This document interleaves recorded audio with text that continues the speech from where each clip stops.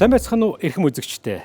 Та бүхнийг Монголын соёлын гүнээс төрөн гарсан урлагийн гайхамшигт бүтээлүүдээр аялуулахад бэлэн боллоо. Энэ удаа бид Монгол улсын ардын зураачдаар дамжуулан түүх, соёл, уламжлалыг өгүүлэх болно. Монголын ард түмний хүсэл, сонирхол, оюун сэтгэлийн төлөөлөл болсон эдгээр уран бүтээлчдийн бүтээлүүд Монголын ард түмэнд юуг өвлүүлэн үлдээсэн бэ? Энэ бол урлаг уран бүтээлчдийн ертөнцид гүнзгий нэвтэрч тэдний сэтгэл, уран зоригийг хуваалцах онцгой мөч байх болно.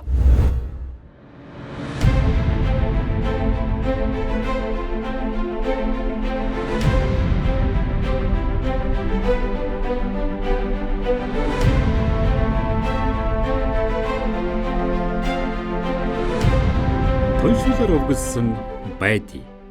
Хошигнол бол хамгийн нарийн урлаг. Үннийг шууд хэлчихдэг учраас шударга байхыг шаарддаг гэж Монгол улсын ардын зураач Цэвгийн байдий хэлсэн юм.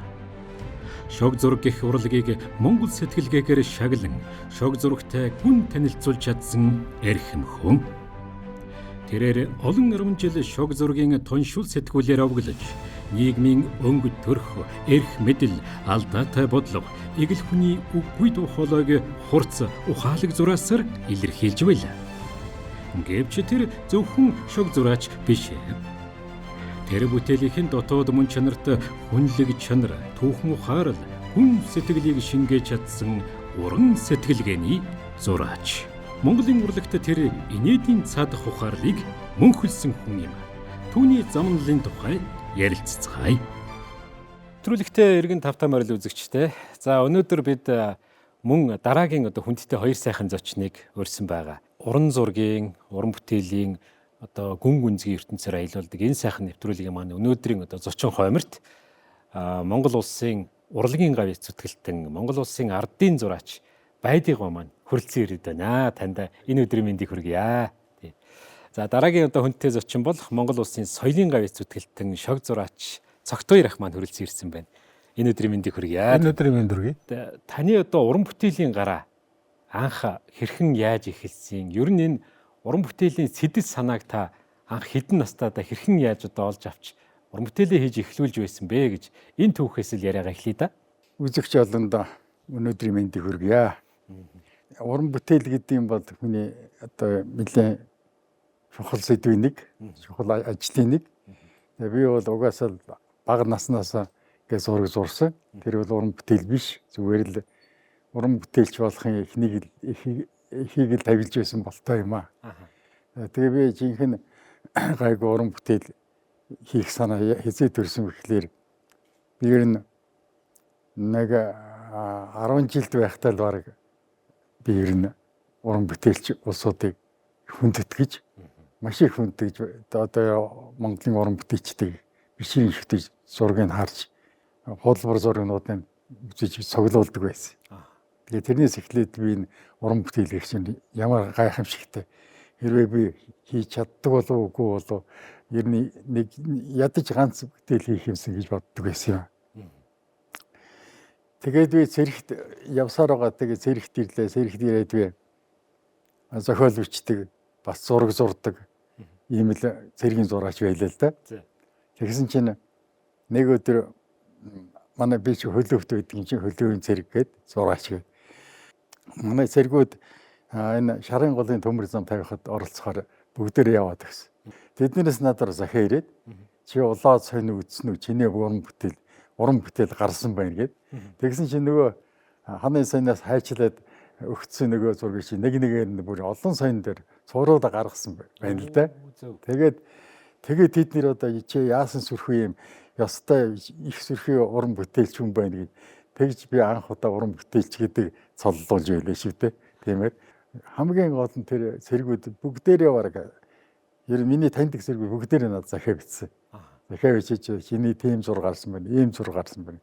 Тэгсэн чи нөгөө зохиол гэдэг чинь хүнд нэг хөрөхгүй юм байна. Миний авьяас хөрөхгүй юм байна.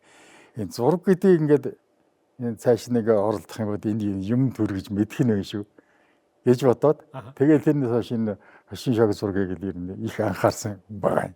90 жилийн түүхтэй тоншуул гэж Монголын алдартай сайхан сэтгүүл бий. Тэгэхээр тоншуул сэтгүүл бол таны амьдралтай гүн гүнзгий холбоотой гэж би бодож байгаа. Тэгэхээр энэ талаар өөрөөр хэлбэл та тоншил сэтгүүлд хэрхэн яаж одоо ажилд оров, хувь заяагаа яаж холбов? Тэгээд ер нь шог зургийн талаар одоо замнаж явсан энэ замналаасаа нэг товчгоо ярьж өгөөч гэж. Би сургуульд явахаас өмнө мөн л дундгойд байлаа. Дундгойн салбарт байсан. Тэгээд энэ тэнд л одоо би чинь ер нь шог зургийг бас нөгөө хүн бас хүрээд байх шиг байсан нөгөө сэргийнхэн тэр юугээр цааш нь ингээд бас шог зураг зураад явуулаад байсан. Тэгсэн чинь тоншил сэтгүүл тэр үед хүмүүжил ба шигшил гэдэг сэтгүүл байсан. Нэр нь тийм өөр байсан. Тэр нь харин миний зураг гарчдаг байгаа.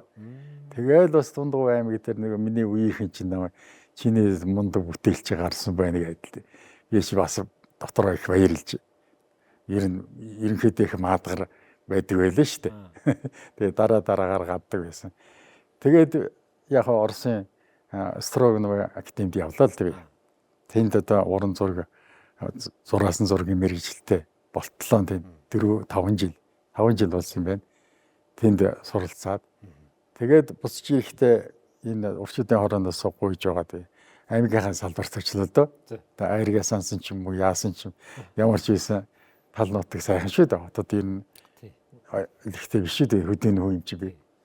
Тэгээд Дундгойн салбарт очсон. Тэгээд тэр чинь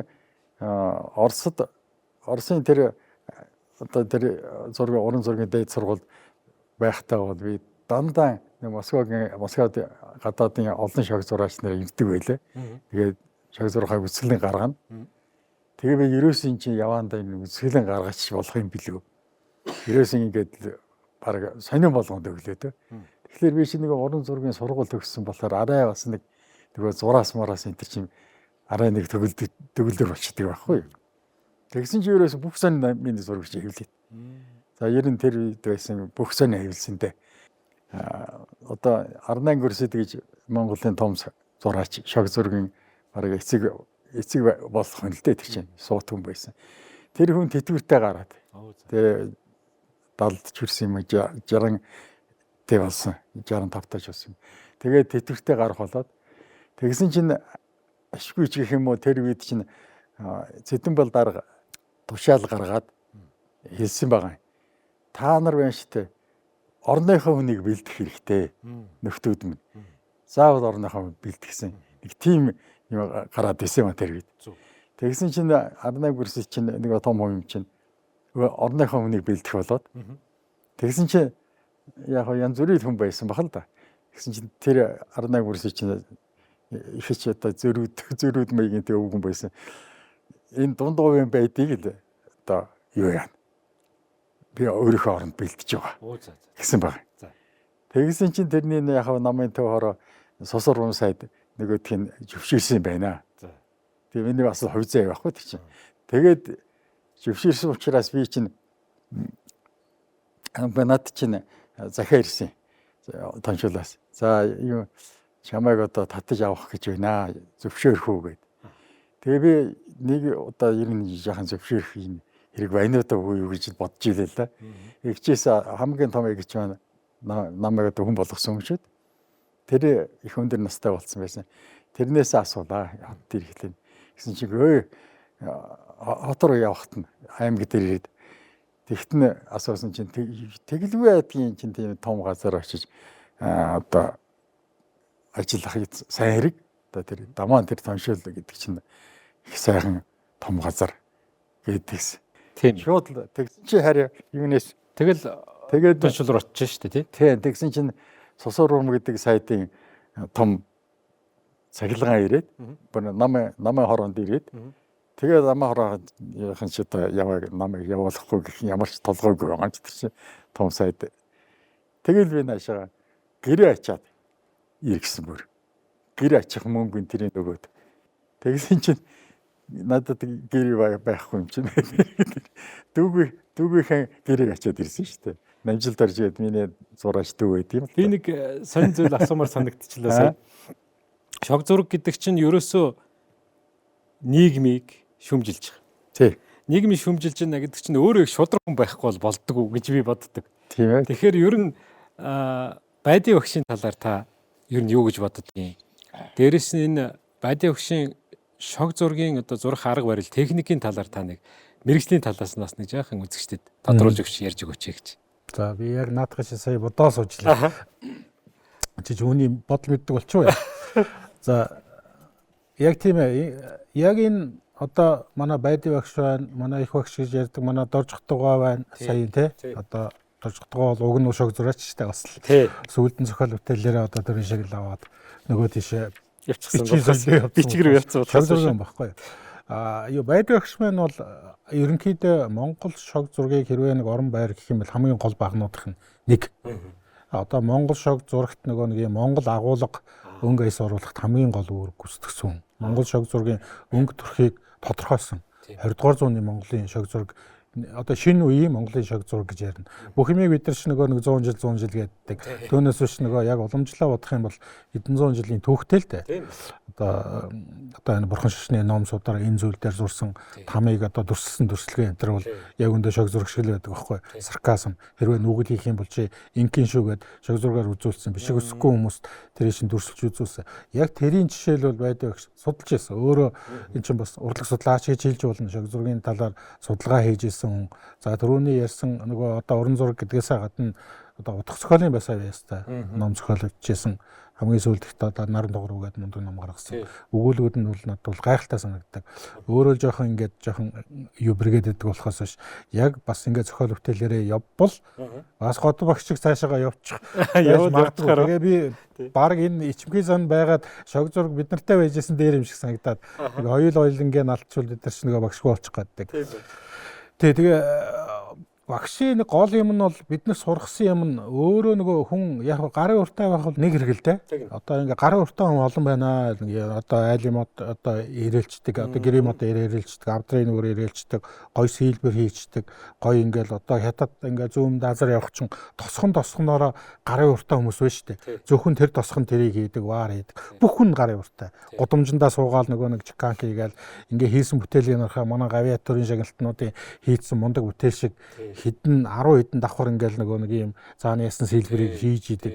Тэр бол гарын уур юм аа. Тэгэхээр гарын уураас гадна ухааны уур, сэтгэлийн уур одоо тэр хүн байхын тухайд өөрөө сэхэтэн хүн байх хэрэгтэй гэдгийг сургасан гол хүмүүсийн нэг.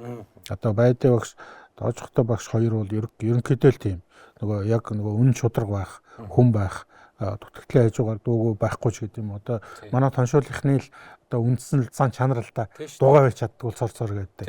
Тэгээд тэр нөгөө школ нь одоо дэг сургууль нь бид нарт суудсан учраас би одоо хүртэл нэг цорцорыг их гээд оролдоод байдгийн тэр яг өндөө бол ингээл яг одоо хүн болгоо ингээд шөмжилдэг болцсон өнөө эрхчлөөтэй энэ үед биш одоо яг нөгөө нэг юу гэдгийг социализмын үед одоо үзэл суртлын ийм хатуу дэг нэг намын тогтолцоотой тэр үед чинь жинхэнэ дуурч исэн хүмүүс аахгүй одоо диссидент гэж ярьдаг шүү дээ одоо нэг тэрс үзүүлтэнгүүд одоо тоншуулгийнх нь тийм байлаа.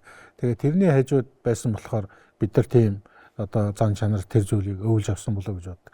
Яг үндэл одоо намын одоо төв хэвлэлийнхаа намын өөрийн хурал дээр нь гараа зангидаар ширээ шаагаал айхтар үг хэлээл одоо загин зандраал зогсож ирсний би лам мэдхий. Би өөр хажууд нь айч байгаа юм чинь. Тэр чинь нөгөө улс төрийн төвчөөний гишүүн хүртэл байж байгаа шүү дээ. Тэг чин та нар ингэхгүй шүү гэж манай цэвэр авдахыг өмгөөлөд хамгаалаа тэгээ ярьж исэн. Тэгээд ер нь тэр үед энэ хүмүүсийн зурж исэн зургууд энэ төр бол өндөө цөөхөн байсан л да. Үнэхээр бас ихэнх нь л нөгөө тэр тогтолцоо тэр зүйлдээ ирээл тэрэндээ тааруулаад хийжсэн юм. Тэрийг дагаа явж идэг байсан шүү дээ. Тэгээд ингээл одоо Орос тул зөндөө шүү дээ. Сольжнээс өсвөлээл тэр сүлжлэн өдр гэж ярьдаг шүү дээ. Сүлжлэнүүд юм да одоо Байди багш Доржготгоо тухайн зургуудыг одоо ингээд харахад бол үнэхээр гайхалтай. Тэр үед одоо яаж нийгмийн хайхтар шүүмжилжсэн ингэж. Тэгээд ердөө яриа нь бол яг л ийм байсан. Тэгээ энээс хувирч өөрчлөлтөөгүй тэр чанар гэдэг нь үнэхээр гайхалтай.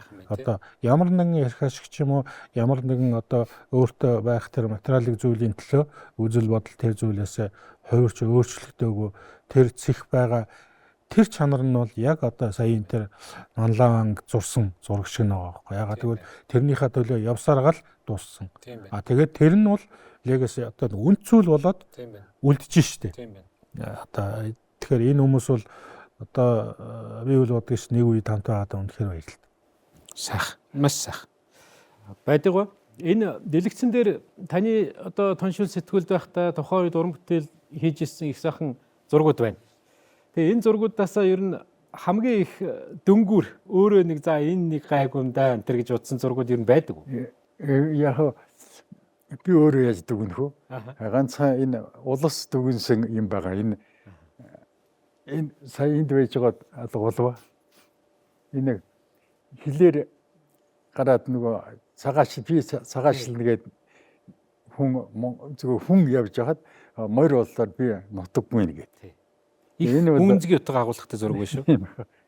Тэгээ тэр зураг бол энэ Монголын орчуудын хорооны сор бүтээлийн шагналд авсан юм байна. Тэгэл яг бас одоо энэ биш үү?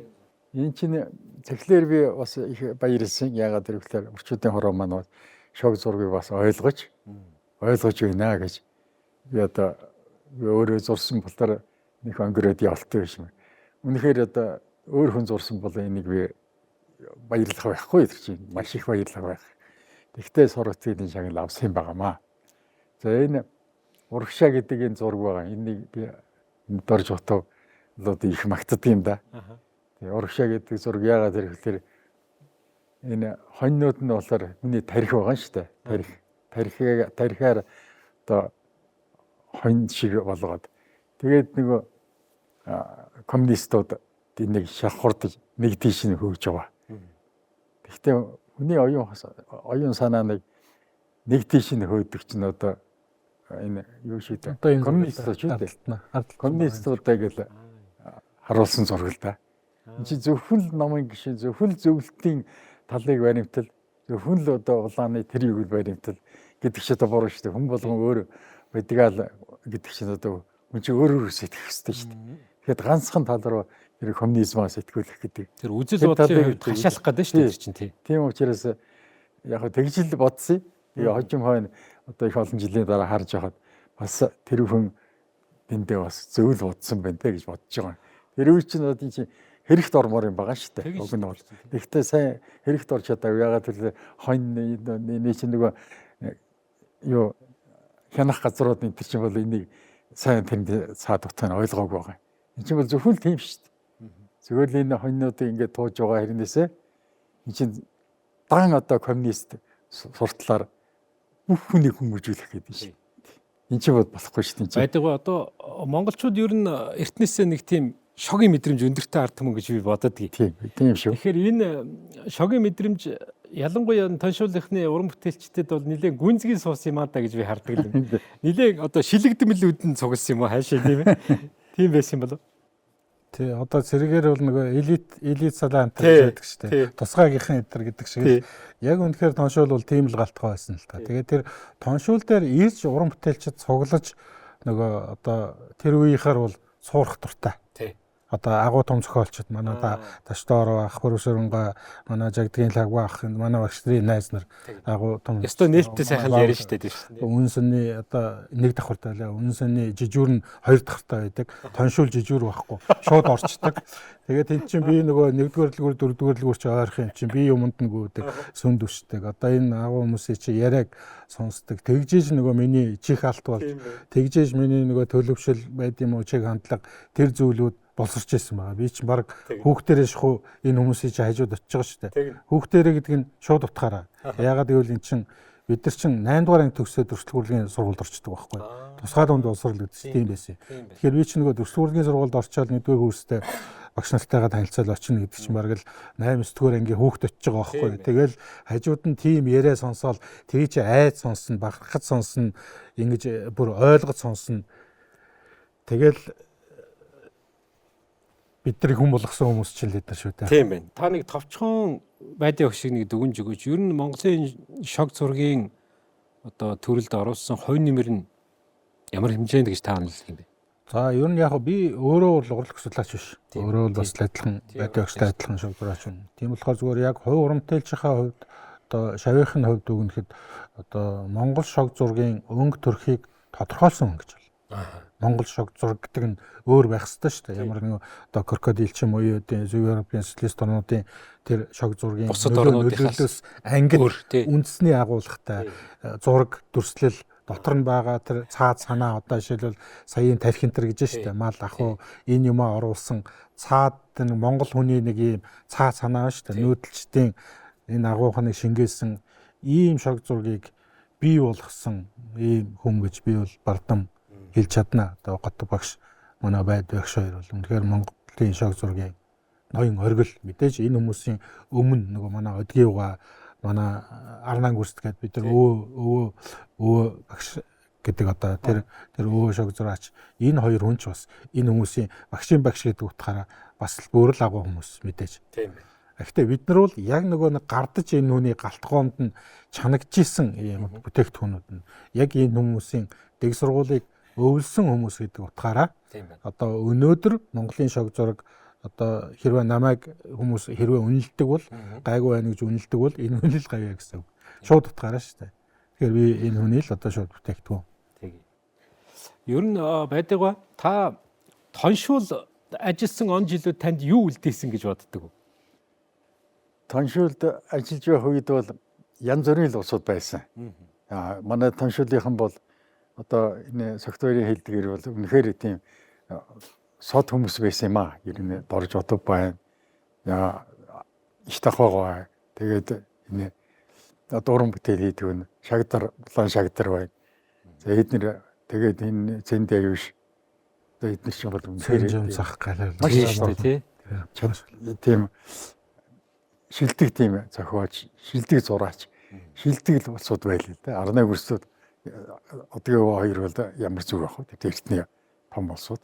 Маш сайхан улсуудтай нэг баг болж тий. Хэцүү хүн үед маш хэцүү үед одоо арнай гүрсүүд бол ажиллаж байсан хүн шүү дээ. Ерөөсөн тэр чинь ад үзэгдэн тэр харин яаж яанисүүд ер нь сүүл болтол өндөр настай болтол ер нь тэр нөгөө гавьяа цол молон тэр хөстэй л тэр чинь хичнээн олон жил одоо зүтгэсэн янз бүрийн юм дуулсан янз бүрээр баг сэтгэлийн шалал идэлж байсан усууд одгийг бол бүрээс 100 шахаж байгаа арай гэж нэг гавьяат мөрлийн гавьяа зүтгэлэн болсон шүү дээ. Одоо жишээтэй тийм агуу усууд биелдэ одоо маш их хүндэлдэг. Тэгээд тэрний хойш би юм бичдэг. Одоо зөвшөлт хурлах сэтгүүл дээр бас юм бичих санаатай бодцсон. За өнөөдөр нэвтрүүлэгтээ их сайхан хоёр уран бүтээлчийг оролцуулж яриа хийсэнд их баяртай байна. Та хоёрын маань ярилцлага бол энэ уран бүтээлийнхаа хамтаар бас үе үед Монголын одоо ард түмний сонорыг мэлааж одоо харах нүдийг баясгаж явах байхаа гэж бодож байна. Тэгэд энэ ер нь зургийн их олон төрөл байгаа. Урлагийн их олон төрлүүд дотроос шог зураг гэдэг яг энэ төрлөөр дагнаж одоо уран бүтээлээ тойргож тэгээд үүнийхээ үр шимийг хүртэж ардын зураач болсон байдгийг одоо дахин одоо би бас баяр хүргэмээр санагдаж байна. Тэгээд өнөөдөр таны одоо ажиллаж исэн салбарын талаар таны талаар цугасч болтгоо ингээд дурдж байгаа. Тэгээ энэ дээр цогт хоёрынхаа бас ахыгаа бас хамт ирж оролцож багшийнхаа талаар үнтэй одоо бас дурсамжуудыг хуваалцсанд гүнээ талархлаа. Ингээд та хоёртой урлагийн өндөр их амжилтыг хүсэн өрөөе дөө. За баярлалаа. Тэгээ тэр олон шавнараас нь онцолж бас намайг сонгосонд баярлалаа. Тэгээд багштайгаа хамт нэг нэвтрүүлэгт ороход бол нэр үндэ хэрэг байлаа. Баярлалаа. За баярлалаа та бүхэнд.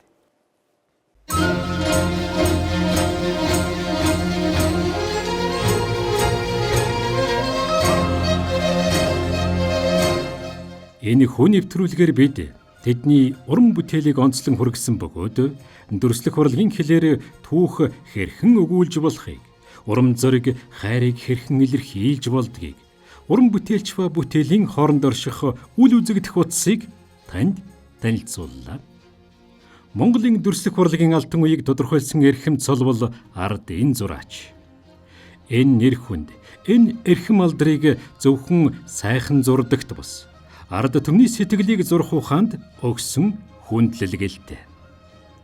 Эдгээр эрхэм хүмүүсийн өв үнэт зүйл бидний дунд юу болж үлдэв? Яагаад тэдний нэр уран бүтээл одоо ч үн цэнтэй байна вэ? Хойч үе энэ гэрлийг хэрхэн тэн үлдэх вэ? Эдгээр асуултыг танд үлдээж энэ нэвтрүүлгийн жаргая. Тун удахгүй дахин уулзах болно.